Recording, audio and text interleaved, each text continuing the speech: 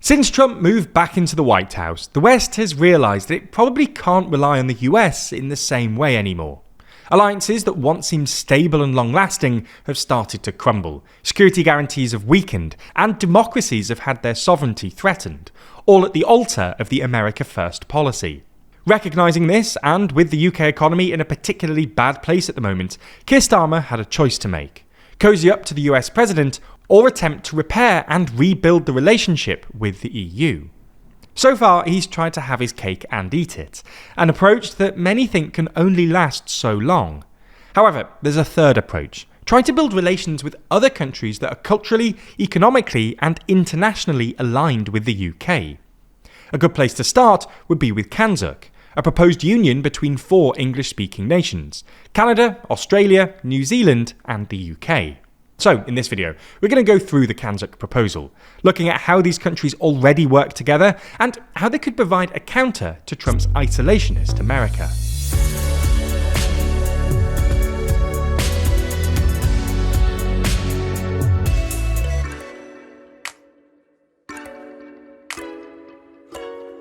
If you want more UK political drama from us, then check out our podcast Starmageddon, where we track the successes and failures of this new Labour government. Find it over on the TLDR Podcast YouTube channel or in your favourite podcast app.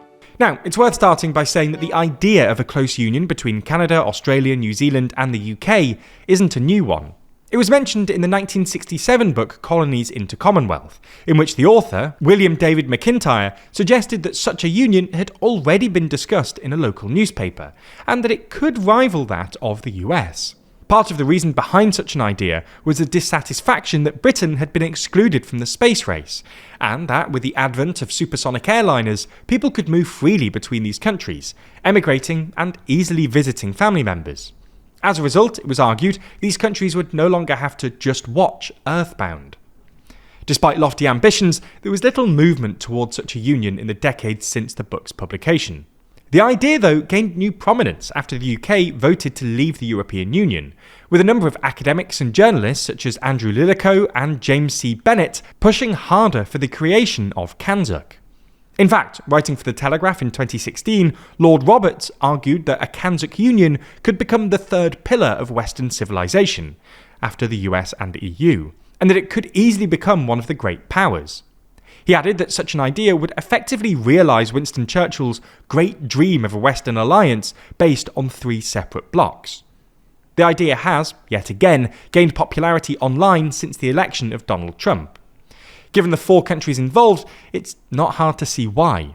Canada is constantly mocked by the president as the future 51st state, and earlier this year, Mark Carney was provided a mandate in the Canadian election, at least in part due to his willingness to stand up to Trump. Similarly, Australia's recent election was centred around the ideological proximity of Peter Dutton to the president. Dutton lost the election, despite a prior polling lead. On the British side of things, Starmer is struggling to find his place in the world. No significant trade deal has yet been made with the EU or the US, despite efforts to cozy up to both of them. He's struggling to get a handle on the economy, and has so far been unable to persuade Trump to change his tune on the big foreign policy issues, like, say, Ukraine. Perhaps, it's reasoned, if these 4 countries were to come together, they could represent the old Western democratic order against a populist right-wing insurgent US. Again though, no such union has come into existence. Obviously, creating something akin to the European Union in the 21st century with countries that are thousands of miles apart is no easy task, and would require an enormous amount of political capital to achieve. Perhaps then, a more realistic CANZUK is one which sees the constituent nations work more closely without forming an official union. We've already seen some progress on this so far. For instance, the UK signed a free trade agreement with both Australia and New Zealand in 2021, with it coming into effect on the 31st of May 2023. This meant that all tariffs on UK goods to and from Australia and New Zealand were removed, in what was the first new trade agreement signed by the UK post-Brexit. We've already seen the UK join the Comprehensive and Progressive Agreement for Trans-Pacific Partnership, or CPTPP, which both Australia and New Zealand were already a part of. Again, this allows the UK to trade freely with more countries around the world. In relation to Australia and the UK, we've seen the creation of the AUKUS Security Pact alongside the US, which is intended to promote a free and open Indo-Pacific that's secure and stable. As part of this agreement, Part 1 is expected to see Australia acquire 3 nuclear-powered attack submarines from the US by 2032, with the option to purchase 2 more, and Phase 2 should see the 3 allies collaborate on their advanced capabilities, i.e. sharing military expertise in areas like hypersonic missiles, undersea robotics, and AI. However, already we're seeing cracks with this plan. The US has launched a review of AUKUS, suggesting that the plan doesn't align with Trump's America First agenda. While the British and Australian governments have tried to downplay the review, suggesting that it's natural for a new administration to reassess commitments from the previous administration, there are signs that this could collapse. The man chairing the review, Elbridge Colby, has previously been critical of AUKUS, with him questioning in a speech last year why the US would give away this crown jewel asset when we most need it. If this were to fall through, it would only go to show exactly why some think that CANZUK is so necessary. The US scaling back its military commitments to its allies is exactly why Western nations are so keen to look elsewhere. So with this in mind, exactly what does further cooperation between the CANZUK nations look like? Well, CANZUK International, the main advocacy organisation for the grouping, suggests a few ways that integration could be deepened. Essentially, they argue there should be free movement, free trade, and foreign policy cooperation between the 4 constituent nations. They're clear to point out that they're not seeking an ever closer union akin to that of the EU, and that these 3 areas of cooperation are all they're seeking.